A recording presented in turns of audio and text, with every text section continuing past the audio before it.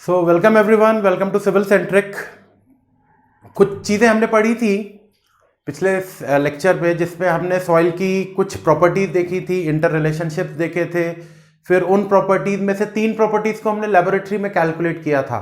That was the specific gravity, water content and the unit weight of the soil. उससे related कुछ numericals और जो पुरानी बातें पढ़ रखे हैं उनसे रिलेटेड कुछ अच्छे लेवल के न्यूमेरिकल्स आज इस लेक्चर में हम लोग यहां पर देखेंगे। हालांकि पहला क्वेश्चन जो आपको स्क्रीन पे दिख रहा है वो तो बहुत ही बेसिक लेवल का सवाल है, लेकिन क्योंकि गेट में पूछा गया था इसलिए इस क्वेश्चन को भी मैंने इंक्लूड किया है यहां पे। क्वेश्चन नंबर 21 अप टू 20 हम लोग ऑलरेडी सॉल्व कर चुके हैं। क्वेश्चन नंबर 21 बोल रहा है the pycnometer is used to determine. Pycnometer एक कांच का बॉटल हुआ करता था।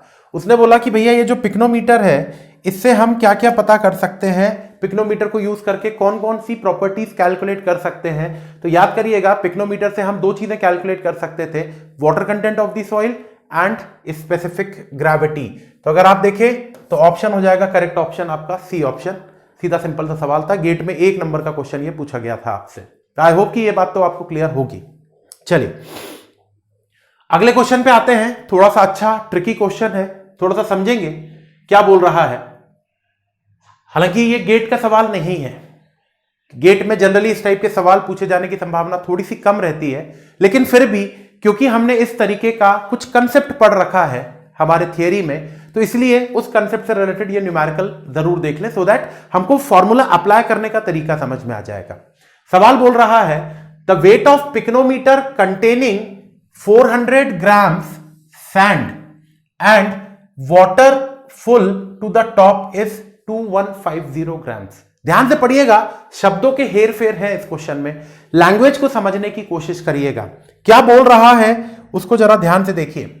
The weight of a pycnometer containing 400 gram sand, मतलब वो साफ साफ बोल दे रहा है 400 ग्राम तो सैंड इसके अंदर में है, ठीक है ना। And water full to the top is 2150। तो क्या आपको नहीं लगता कि ये जो दे रहा है वो आपका है wait of pycnometer plus soil.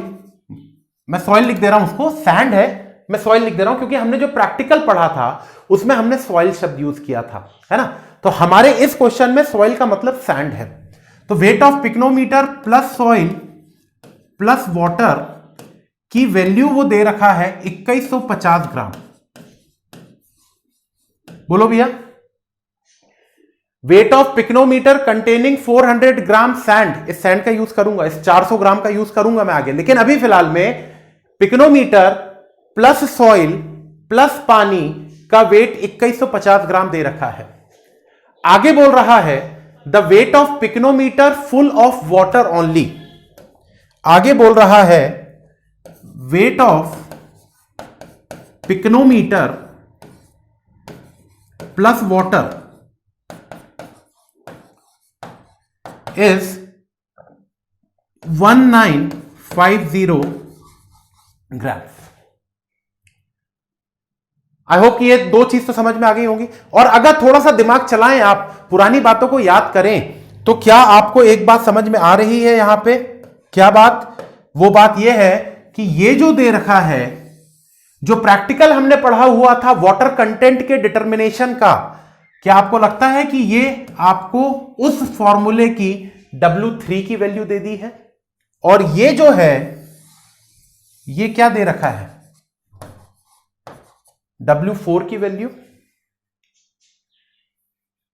जो लोग इसको याद नहीं आ पा रहा है, जिन लोगों को, 1 मिनट के अंदर मैं आपको क्विक रिव्यू देता हूं। यहीं पर हमने वाटर कंटेंट डिटर्मिनेशन की पिक्नोमीटर मेथड पढ़ी थी। हमने क्या किया था? स्टेप नंबर 1 पे मैंने खाली बोतल का वेट निकाला था, इसको मैंने W1 बोला था। सेकेंड स्टेप में मैंने इस बोतल के अंदर में, छोटी छोटी बना रहा हूं, इस बोतल के अंदर में सैंपल पुटअप कर दिया था और वेट लिया था, वो वेट आया था W2 का। स्टेप नंबर 3 में इसी बोतल में जो सैंपल था उसको रहन दिया था, उसके अलावा मैंने यहां पर पानी मिला दिया था, उस बोतल में पानी फिलअप कर दिया था और वेट ले लिया था। ये वेट आया था W3 का। याद करते चलो भैया। स्टेप नंबर 4 में मैंने इस बोतल में सिर्फ पानी भर दिया था और वेट निकाल लिया था, वेट आया था W4 का। अब जरा इस क्वेश्चन को और इस कहानी को कोरिलेट करें।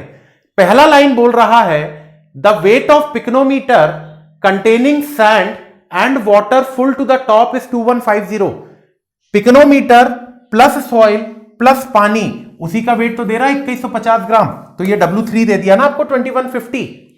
और the weight of pycnometer full of water, pycnometer और उसके अंदर में सिर्फ पानी, उसका वेट वो 1950 ग्राम बोल रहा है।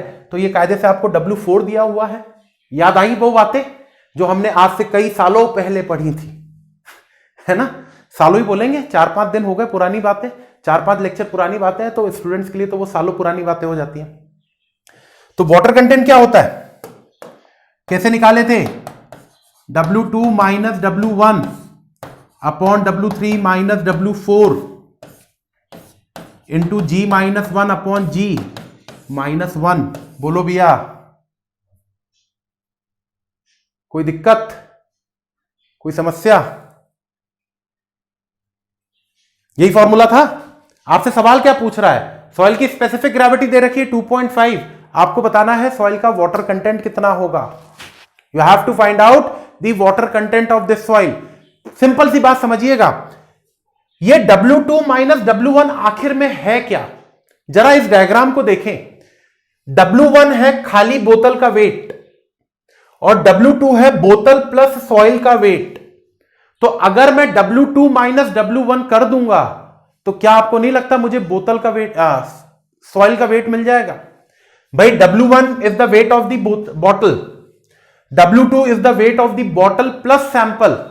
दोनों को माइनस करूंगा तो वेट ऑफ द बॉटल दोनों से कैंसिल हो जाएगा, वेट ऑफ द सैंपल मिल जाएगा, जो कि आपको ऑलरेडी दे रखा है भैया सवाल में 400 ग्राम।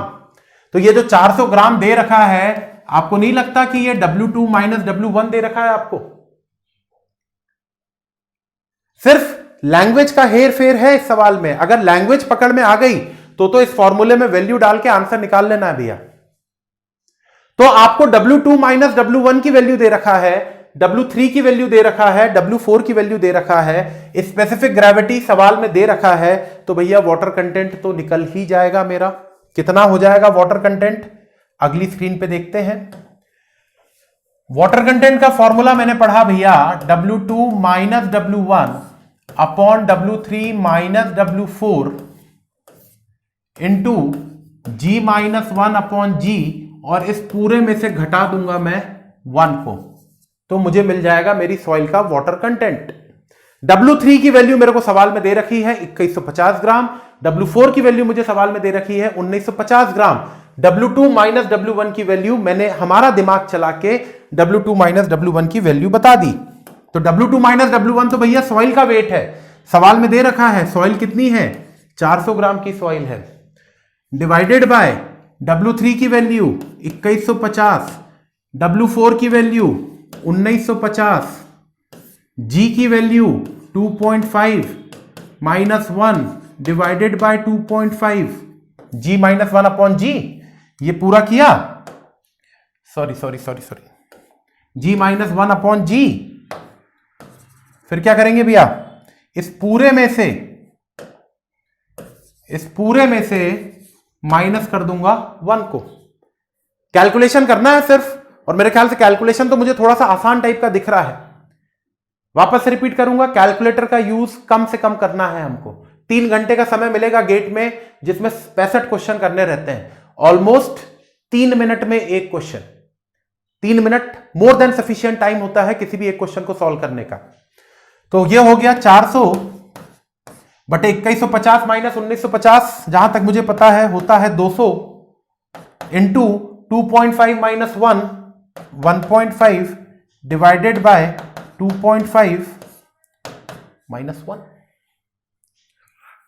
तो 400 बटा 200 2 के बराबर होता है, तो 2 इंटू 1.5 अपॉन 2.5 माइनस 1। जानबूझ के कैलकुलेटर का यूज नहीं कर रहा हूं मैं, 1-2 स्टेप हो सकता लंबी जाए, लेकिन आपको कैलकुलेशन समझ में आ जाएगा कि विदाउट कैलकुलेटर कोई भी मैनुअल कैलकुलेशन किस तरीके से करना चाहिए, और प्रैक्टिस करिए इन सब चीजों की। तो ये हो गया भैया, ऊपर है 1.5 नीचे है 2.5, पॉइंट से पॉइंट कैंसिल हो जाएगा, डेसिमल से डेसिमल कैंसिल हो जाएगा, तो 15/25 है। 5 का पहाड़ा आता है मुझे, 5 का टेबल, तो ऊपर कटेगा 3 से, नीचे कटेगा 5 से, तो 2 इंटू 1.5/2.5 है, तो ये पॉइंट से पॉइंट हटाया तो 15/25 हुआ।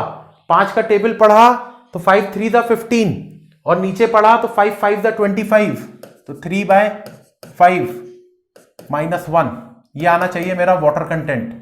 2/5 कितना होता है? 2/5 होता है 0.4, 0.4 इंटू 3 हो गया 1.2 -1 is equal to water content. Water content is 0.2, that is water content is 20%। खत्म सवाल, बिना कैलकुलेटर बिना कुछ के सवाल खत्म। जब इस क्वेश्चन को पूरा एक्सप्लेन करने में 3 मिनट का समय लग रहा है बेटा, तो जब आप एग्जाम में सॉल्व करोगे तो 3 मिनट से तो कम में ही हो जाएगा ना। और अगर कभी इस टाइप का सवाल पूछा गया तो 2 नंबर में ही पूछा जाएगा।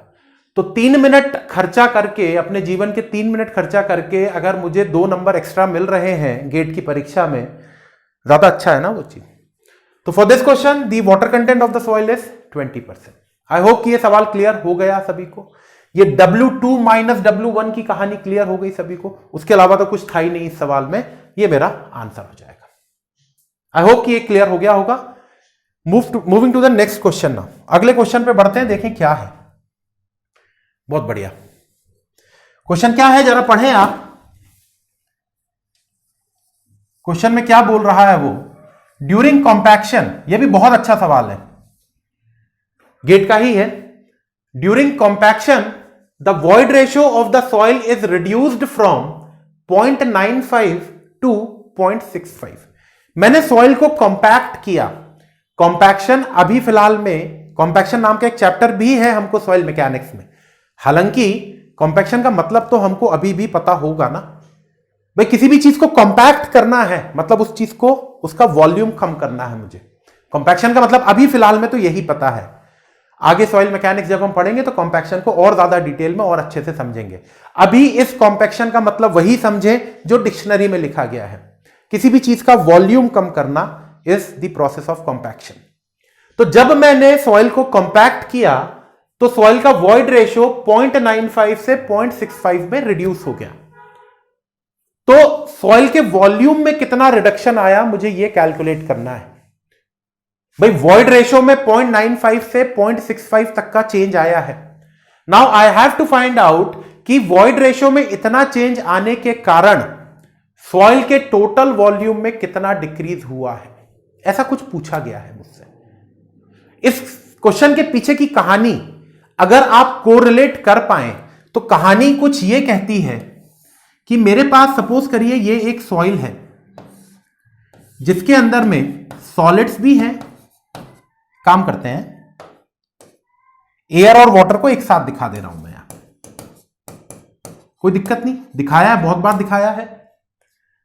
ये मेरे पास सॉइल है एक जिसका टोटल वॉल्यूम, चलिए मैं कह रहा हूं V1 है। The total volume of this soil is V1, out of which air plus water के वॉल्यूम को मैं कह रहा हूं VV1। याद करो वो दिन जब मैं एयर प्लस वाटर के वॉल्यूम को वॉल्यूम ऑफ वॉइड्स कहा करता था, तो मैंने इसको VV कहा। Volume of air plus volume of water is equal to volume of voids, दिखा दिया। और ये रहा आपका सॉलिड्स का वॉल्यूम। ये मेरे पास एक सॉइल थी। अगर आपको याद हो तो मैंने आपसे एक बात कही है, बहुत बार कही है, कि सॉइल में कुछ भी हो जाए, सॉइल के साथ कुछ जो मन आए वो कर दो। सॉइल के साथ सॉइल पे प्रेशर लगा दो, सॉइल से प्रेशर हटा लो, सॉइल में पानी डाल दो, सॉइल से पानी बाहर कर दो, जो मन आए वो करो सॉइल के साथ। सॉइल का सब कुछ चेंज हो सकता है, लेकिन सॉलिड्स का वॉल्यूम और सॉलिड्स का वेट चेंज नहीं होता है। यह बात मैं बहुत बार आपके साथ रिपीट कर चुका हूं, जब थियरी हमने पढ़ी तब भी और न्यूमेरिकल कर रहे हैं तब भी, कि the volume and the weight of the solids is always constant. ठीक है, अब ये जो कहानी हमने पढ़ी ना कि सॉलिड्स का वेट और सॉलिड का वॉल्यूम चेंज नहीं होता है, ये तो अभी थियरी में पढ़ी थी हमने कहानी।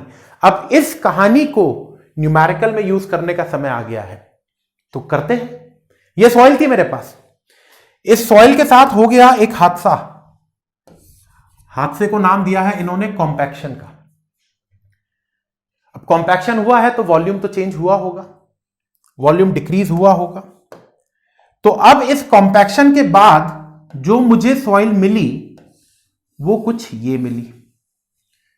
सॉलिड्स के साथ तो कुछ नहीं हुआ होगा भैया, सॉलिड्स तो जैसे थे वैसे ही रहेंगे, ढीठ होते हैं ये। जो इंसान ढीठ होता है ना उसको किसी चीज का फर्क नहीं पड़ता, सेम चीज सॉलिड्स के साथ होती है। आप सॉइल में कुछ भी कर दो सब कुछ चेंज हो जाएगा, सॉलिड्स का वॉल्यूम और वेट चेंज नहीं होगा। ठीक, तो अब इस सॉइल का जो वॉल्यूम है वो V2 है, बट ऑब्वियसली बात है कम हुआ होगा। ये रहा आपका एयर और वाटर। सॉलिड्स का वॉल्यूम तो भैया अभी भी Vs होगा, इसमें तो कोई चेंज नहीं आएगा। हां, एयर प्लस वाटर का वॉल्यूम जो कॉम्पैक्शन से पहले VV1 था, अब वो वॉल्यूम चलिए मैं बोल दे रहा हूं हो चुका है VV2। कोई दिक्कत नहीं। मैं इस क्वेश्चन को डायरेक्ट सॉल्व नहीं करा रहा हूं आपको, डायरेक्ट मतलब ऐसा नहीं कर रहा हूं कि यहां पे इस क्वेश्चन का फॉर्मूला लिखा, वैल्यू पुटअप करी, आंसर निकाल दिया। ऐसा नहीं करना हमको। ये काम कब करना है? जब हम एग्जाम में क्वेश्चन अटेम्प्ट कर रहे होंगे, तब फॉर्मूले में वैल्यू पुटअप करके आंसर निकाल लेना है। लेकिन इस क्वेश्चन के पीछे की कहानी क्या है, इस क्वेश्चन का बैकग्राउंड क्या है, इस क्वेश्चन में कंसेप्ट कैसे यूज होना है, वो सारी चीजें मैं आपको यहां पर बता रहा हूं। तो ये कहानी मेरे ख्याल से आपको समझ में आई होगी।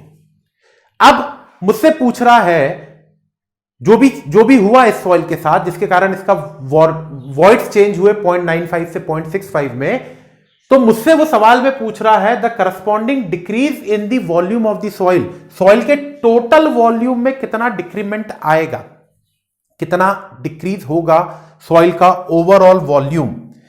तो क्या आपको नहीं लगता कि अगर मैं ऐसा बोलूं percentage change in volume of soil,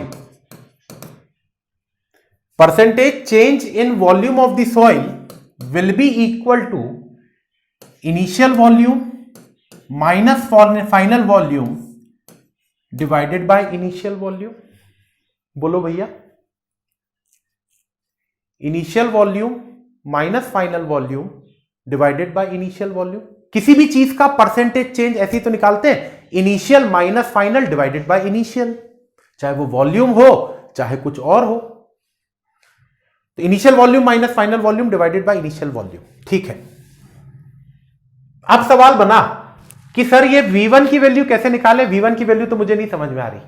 ऐसा आपने सोचा कि सर इस क्वेश्चन में तो ऐसा कुछ भी नहीं लिखा हुआ है कि V1 क्या है V2 क्या है, नहीं लिखा, मान रहा हूं मैं नहीं लिखा है। लेकिन क्या मैं इस V1 V2 को Vs या VV के रूप में रिप्रेजेंट कर सकता हूं? एक छोटी सी कहानी देखिए, क्वेश्चन को थोड़ा सा लेंदी मैं ले जा रहा हूं जानबूझ के, ताकि इस टाइप का या इसके जैसा कभी कोई और क्वेश्चन आपको मिले तो आपको उस क्वेश्चन की सारे कंसेप्ट्स क्लियर हो। जरा देखेंगे मेरे साथ, बने रहिए। एक चीज देखें, मैंने एक चीज पढ़ी हुई थी वॉइड रेशो नाम की, जिसको मैंने बोला था VV अपॉन VS के साथ यही होता था void ratio. E is equal to VV upon VS। Total volume of the soil मैं बोल सकता हूं volume of air plus volume of water that is VV plus volume of solids that is VS। तो क्या मैं इस VV को V minus VS लिख दूं? भाई वॉल्यूम ऑफ वॉइड्स को क्या मैं V माइनस VS लिख दूं? बिल्कुल लिख सकते हैं, divided by VS is equal to E। तो E बराबर आया V upon VS minus 1। E is equal to V upon VS minus 1। या यहां से मैं V को ऐसा लिख दूं क्या? देखिएगा जरा ध्यान से, V को मैं ऐसा लिख दूं 1 प्लस E इंटू VS। यह बहुत काम का फॉर्मूला है, डायरेक्टली याद रख सकते हैं आप इस फॉर्मूले को, और कहीं पर भी directly as a standard formula use कर सकते हैं। यह फॉर्मूला कैसे आया मैंने आपको डिराइव करके जरूर बताया है, लेकिन ये फॉर्मूला आप डायरेक्टली यूज कर सकते हैं कहीं पर भी। तो the total volume of the soil is equal to 1 plus E into volume of the solids. मेरा काम हो गया। मुझे percentage change in the volume of the soil चाहिए था, जिसका फॉर्मूला मैंने V1 minus V2 upon V1 के रूप में पढ़ा, और वॉल्यूम ऑफ द सॉइल को मैं 1 प्लस ई इंटू VS लिख सकता हूं। जरा अगली स्क्रीन पे चलते हैं और V1 V2 की वैल्यू इस फॉर्मूले में पुटअप करने की कोशिश करते हैं। डायरेक्ट आंसर आएगा आपका। देखेंगे जरा, मैंने बोला परसेंटेज वॉल्यूम चेंज या परसेंटेज चेंज इन वॉल्यूम, जैसे लिखना लिख दीजिए, वो है V1 minus V2 upon V1। Percentage में करना है तो गुणित 100 कर देना, इंटू 100 कर देना। नहीं भी करोगे तो कोई गलत नहीं हो जाएगा। अभी थोड़ी देर पहले पिछली स्क्रीन पे कुछ मिनट पहले मैंने आपको एक फॉर्मूला डिराइव करके दिया। ये फॉर्मूला भी डिराइव किया मैंने। तो जरा देखिएगा, इस फॉर्मूले के हिसाब से क्या मैं V1 को 1 प्लस E1 इंटू VS लिख दूं, V2 को 1 प्लस E2 इंटू VS लिख दूं, डिवाइडेड बाय V1 को 1 प्लस E1 इंटू VS लिख दूं, इंटू 100 कर दीजिएगा, क्योंकि परसेंटेज में वैल्यू पूछ रहा है वो आपसे। बोलो, अगर आप देखें तो VS VS VS कैंसिल हो जाएगा, बच रहा है आपके पास 1 plus E1 minus 1 plus E2 upon 1 plus E1। ऊपर का ब्रैकेट खोलेंगे तो 1 से 1 भी कैंसिल हो जाएगा, बचेगा E1 minus E2 upon 1 plus E1। अब मैं चाहता तो आपको ये डायरेक्ट फॉर्मूला बता देता कि भैया इस टाइप का कभी सवाल आए तो ये वैल्यू पुटअप कर देना, आंसर निकल जाएगा। लेकिन फिर आप साल भर तक यही सोचते रहते कि सर ये फॉर्मूला आया कहां से था। ये भी बता देते 2 मिनट में तो सर हमारे लिए काम हो जाता, अच्छा है ना। तो मैं नहीं चाहता कि आप किसी भी क्वेश्चन का डायरेक्ट फॉर्मूला याद करें। अल्टीमेटली फॉर्मूला याद करना है, मैं ये मना नहीं कर रहा हूं, लेकिन ये फॉर्मूला कैसे आया, कहां से आया, इसके बारे में एक बेसिक नॉलेज अगर आपको रहे ना, तो उस क्वेश्चन को, उस कंसेप्ट को यूज करने में मजा आता है थोड़ा सा। तो मेरे पास परसेंटेज वॉल्यूम चेंज का डायरेक्ट फॉर्मूला आ गया है E1 minus E2 upon 1 plus E1। In future कभी भी, चाहे गेट की परीक्षा दे रहे हो, चाहे इंजीनियरिंग सर्विसेज की परीक्षा दे रहे हो, चाहे दुनिया जहां की कोई भी परीक्षा दे रहे हो, अगर ऐसा कोई सवाल आता है तो ये जो पिछले 10 मिनट की जो मेहनत करी है हमने ये फॉर्मूला डिराइव करने के लिए, आप ये डायरेक्ट फॉर्मूला यूज कर देंगे, आपका आंसर आ जाएगा। तो भाई खत्म करें जरा कहानी को। मुझसे परसेंटेज वॉल्यूम चेंज पूछ रहा था तो निकाल देता हूं मैं।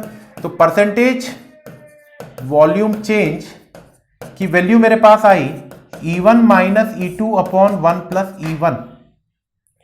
E1 की वैल्यू मेरे पास है, E2 की वैल्यू मेरे पास है। E1 कितना है, जरा सवाल को देखें, 0.95 से 0.65 पे जा रहा है वॉइड रेशो। तो ये जो 0.95 है भैया ये E1 है, 0.65 है ये E2 है। सिर्फ वैल्यू ही तो पुटअप करनी है। 0.95 minus 0.65, 0.95 minus 0.65 divided by 1 plus 0.95। This will give you the percentage change in volume. आपके सॉइल के वॉल्यूम में कितना चेंज आएगा वो परसेंटेज चेंज आपको यहां से मिल जाएगा। तो जरा सॉल्व करें तो 0.95 माइनस 0.65 हो जाता है 0.3 के बराबर, और नीचे 1 प्लस 0.95 है, दोनों को जोड़ेंगे तो 1.95 आ जाएगा। ये आ जाएगा आपके पास परसेंटेज वॉल्यूम चेंज। तो percentage volume change is equal to 0.3 divided by 1.95। आप इसको सॉल्व करेंगे तो आपको डायरेक्टली आंसर मिल जाएगा। इनटू 100 करते जाइएगा क्योंकि क्वेश्चन आपको परसेंटेज में पूछा गया था। तो 0.3 upon 1.95 will be equal to